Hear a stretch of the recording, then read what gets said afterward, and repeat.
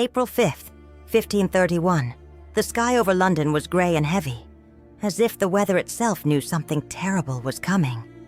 Crowds filled Smithfield, a place known both for public hangings and cattle markets.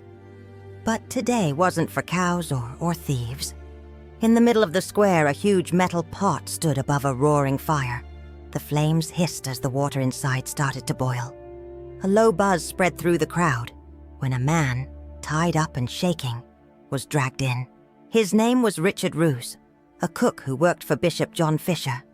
His face was pale with fear as he stared at the boiling pot, knowing it would be the last thing he ever saw. Soon he would be boiled alive, his skin burning, his muscles tearing inch by inch.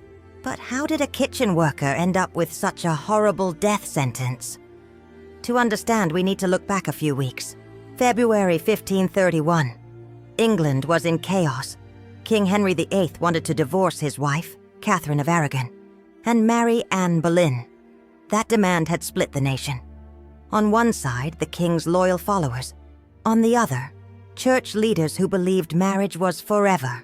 Among those defenders of faith was John Fisher, the Bishop of Rochester. A man of deep belief, Fisher strongly opposed the king's plans. This made him enemies, not just in the royal court, but especially among Anne Boleyn's powerful family, who saw him as a threat. Fisher feared for his safety. He switched bedrooms every night and was cautious about what he ate or drank. As it turns out, he had good reason. At his residence in Lambeth, just across the river from the center of London, Fisher employed a full staff. One of them was Richard Ruse, his cook. Rose was an ordinary man. Nothing about him stood out. He did his job and kept to himself. No one expected anything from him. Until February 18th. That day, Bishop Fisher hosted a lunch for some guests. One of the dishes served was a thick soup, a common meal at the time. Rose cooked it like always, but this time he added a strange powder. Later he claimed it was just a prank. He thought it would only upset people's stomachs. He didn't believe it could kill. Fisher barely touched his soup, not because he was suspicious, but perhaps because he wasn't hungry. His guests ate more. As usual, the leftovers were handed out to poor folks waiting at the gate. Two of them, Bennett Kerwin and Alice Trippitt, were grateful for the hot meal. But hours later, everything changed. The people who ate the soup started feeling awful. Their stomachs twisted in pain. They vomited. They sweated. Their bodies shook. Fisher survived because he had eaten so little. Others weren't as lucky. Bennett and Alice died the next day, their faces twisted in agony. The news spread like fire. When King Henry VIII heard about it, he exploded in anger. Even though he didn't like Bishop Fisher, the idea that someone could be poisoned so easily scared him. If a bishop could be targeted, so could the king. He ordered a full investigation at once. Rose was quickly caught while trying to flee. He was dragged to the Tower of London and tortured on the rack, his arms and legs stretched until his joints nearly popped out. In agony, Rose confessed. Yes, he had added the powder. No, he didn't know it would kill anyone. He thought it was just a joke, but the case took a strange turn. On February 28th, King Henry VIII personally stood before Parliament to speak about the poisoning. This was unheard of. The king said this was more than murder, it was treason. Parliament, eager to please, rushed to pass a new law. Poisoning would now be treated as high treason, and the punishment would be death by boiling. This was no ordinary law. It was made just to punish Rose. There was no trial. The king decided everything. He even changed the law after the crime, just to make sure Rose would suffer more than anyone else. Normally, traitors were dragged, hanged, cut open, and chopped to pieces. But the king wanted something even worse. Something as cruel as poisoning itself. He wanted the cook to die in a pot, slowly, feeling his body cook like meat. Why was the king so harsh? Some say he hated the idea of poison.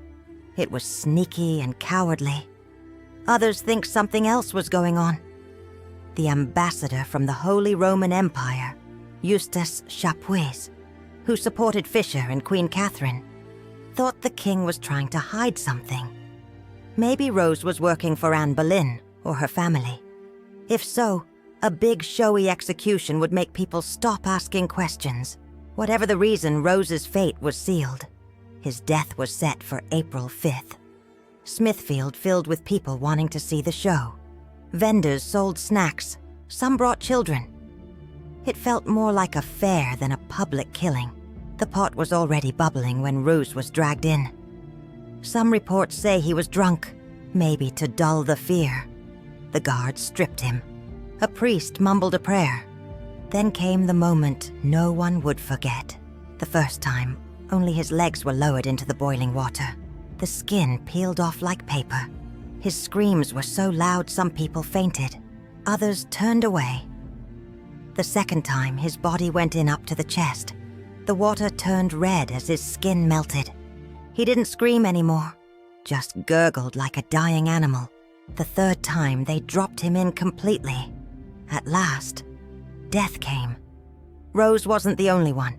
The new law was used again in 1542, when a woman named Margaret Davy was boiled alive for poisoning several families. The punishment was so brutal that it was finally banned during the rule of Henry's son, Edward VI. What makes Ruse's case so horrifying isn't just the boiling, it's the politics behind it. He died at a time when England was changing. The church and the crown were at war. And in that mess, a cook became a symbol of something much bigger than himself. Even Bishop Fisher, the man Rose supposedly tried to kill, wasn't safe. 4 years later, he was executed for refusing to support Henry as the head of the church. His head was stuck on London Bridge until it rotted. Then it was replaced with the head of Sir Thomas More, another victim of Henry's power. Anne Boleyn didn't win either. In 1536, just 5 years after Rose died, she was beheaded for adultery and incest. Most historians agree the charges were made up so the king could marry Jane Seymour. Henry VIII ruled for another 16 years. He married 4 more women, split from the Pope, and turned England into a Protestant nation. His rule became more violent and paranoid. Many more people died. Today, Smithfield is just a busy part of London. Shops, offices. No sign or statue marks the spot where Richard Rose was cooked alive. People walk over it every day, not knowing what happened beneath their feet. But Rose's story sticks with us. It shows how dangerous power can be when it's unchecked, when the law can be twisted to fit one man's anger. Was Rose really guilty? Was it just a joke gone wrong? Or was he a scapegoat to protect others? We'll never know. What we do know is that his death was far worse than his crime. A cook, killed in the same way he worked, inside a pot. There's a cruel, bitter twist to that. It wasn't just punishment. It was a kind of revenge, not justice, just horror. It's been 500 years since that April day. We like to think we're more fair now, that our laws protect the weak, that our punishments fit the crime. And yet, Richard Ruse's death reminds us how thin the line is between law and cruelty, between order and terror, between civilization and something darker. And if you ever stop at Smithfield and listen hard enough, you might still hear the cries of a cook learning, too late, what it means to be boiled alive.